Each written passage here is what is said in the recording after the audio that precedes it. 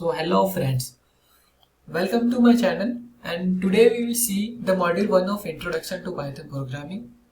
And this is very simple module in which you will be learning basics of Python. Okay, so here is all the mentioned topics in this particular module, and let's start with the important questions that fall in your previous year or model question paper. Okay, so let's start with the first question, that is about the precedence. So what's the need of role of precedence? Illustrate the rules of precedence in Python with example.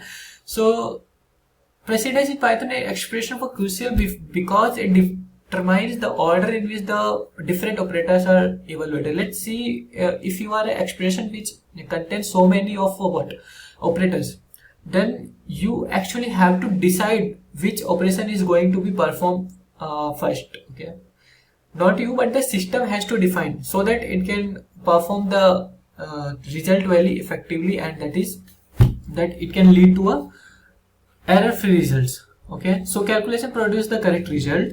Operator have a defined hierarchy similar to standard mathematics, and expression includes multiple operators. Okay, so here are the rules of precedence in Python. That is, first will be evaluated parenthesis, and the next will be evaluated exponential, then urinary operators, that is plus, minus, and that is a negation, and multiplication, division, floor division, modulus. This will be operated after these all three.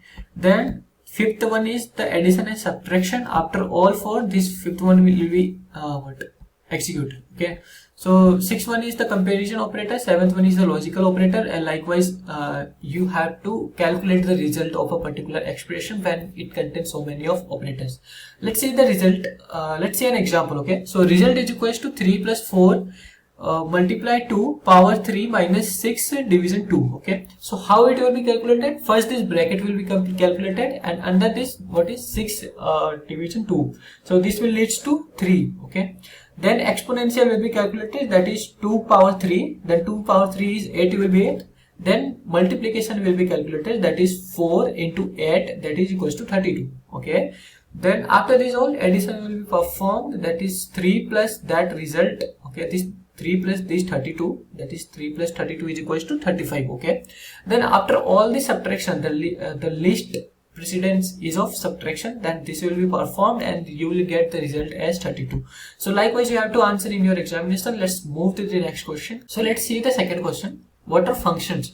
Explain Python function with parameter and return statement. Okay, so function in the Python are the block of reusable code designed to perform a specific task. So they help in organizing code, avoiding repetition, and making program more manageable and readable. See the function. What is the function?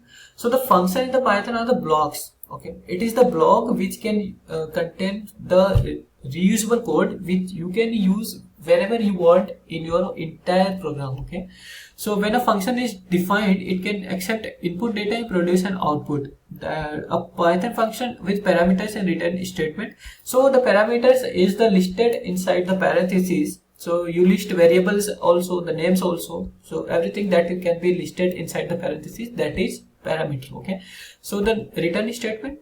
Return statement is used to send back a result to the caller. Okay, so it's not the actual the print statement, it's the caller function. Okay, so it only calls and that calls the result to that function. Let's see this example. Function with parameters, def greet name. So this name is the parameter. Okay, message equals to hello plus name, this parenthesis. Okay, so this exclamatory marks. So return message, this will return this result to this function, not the print. Okay, so this will not print the result actually, so this will return the result to this function. Now wherever the function will be defined, there this will be printed, message will be printed. Okay, so it's all about this function. Let's see this third question. Explain the local and global scope and suitable example. With an example, explain user defined function. Okay, so local and global scope. What is local scope? Local scopes are the variable that defines inside a function, and the global scope is the variable that are defined outside the function anywhere. Okay, so global scope can be used anywhere in the program, but local scope cannot be used. Local scope can be used only in the block in which it is defined. Okay, so this is all about the local and global scope. So let's see example. X is equals to 10. Since it defined outside this def function, it's a global.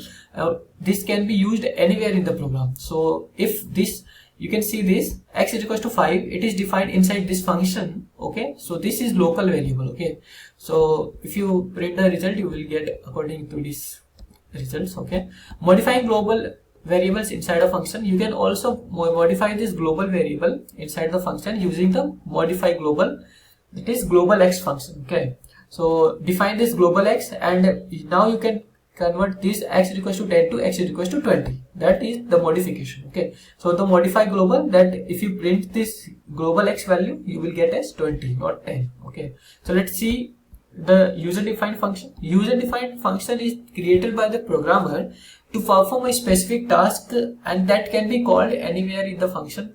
For if you want it to be performed somewhere else in the program, then it can be called. Okay, so let's see def add numbers a b, sum a plus b, return sum. So this is the block of the code. Okay, so this block of code you can perform anywhere, wherever you want the summation of two numbers.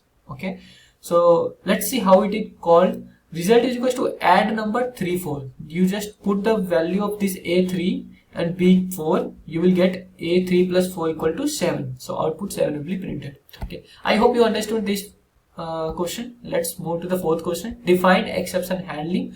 How exceptions are handled in Python? Write a program to solve divide by zero exception. Okay, so exception is what? Exception is like anything that can arise when you give some unexpected input to the program. Okay, so it's very crucial to handle that exception for smooth running of that program. So there is a mechanism to handle error and exception, that is allowing the program to continue running or terminate gracefully instead of crashing unexpectedly. Okay, so how exceptions are handled in Python? That Python provides a try and except blocks. First, you need to whatever the condition that can raise a exception, you put that condition into the try block. That is, numerator is equals to int, input the into, you have to enter the numerator.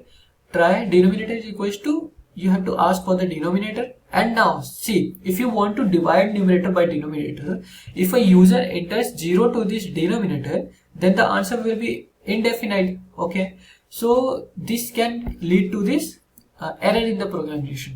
So you have to rectify it. That is exception handling. Okay, so whatever the thing that can rise to an error, that you should put in this try block. So like this, it has to be put in this try block. So numerator denominator result is equal to numerator by denominator. Then print the result. Okay, if this denominator user puts it as 0, then it will raise a exception 0 division error. Okay, in this under it will be printed as cannot divide by 0 exception. Okay, so let's see the code inside try attempts to divide two numbers input by the user. If the denominator is 0, a 0 division error is raised. The exception 0 division error block catches this specific error, prints an error message preventing a crash. Okay, so I hope you understood the working of this try and except block.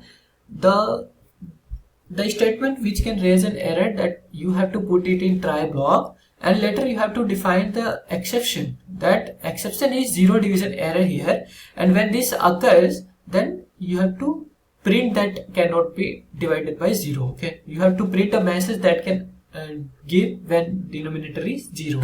Okay, so let's see the fifth question. Demonstrate with example print input string replication function in Python. I hope you will be familiar with this print and input function. Print function is used to display the output on the screen. See this example, print hello world, hello will be displayed on the screen. Okay, so input function is used to get the input to this program. Okay, so like this, you have to take the input, enter your name. Okay, so name will be inputted here as hello world. Okay, string replication is what? String replication means multiplying a string with an integer repeats the string for many times. Okay, so you can use here this multiplication sign, that is this multiplication star sign. So if you give message *3, message will be printing 3 times, that is message equals to hi, message into 3. So in message you have hi, so hi will be printed 3 times, that is hi hi hi. Okay, so this is the output here.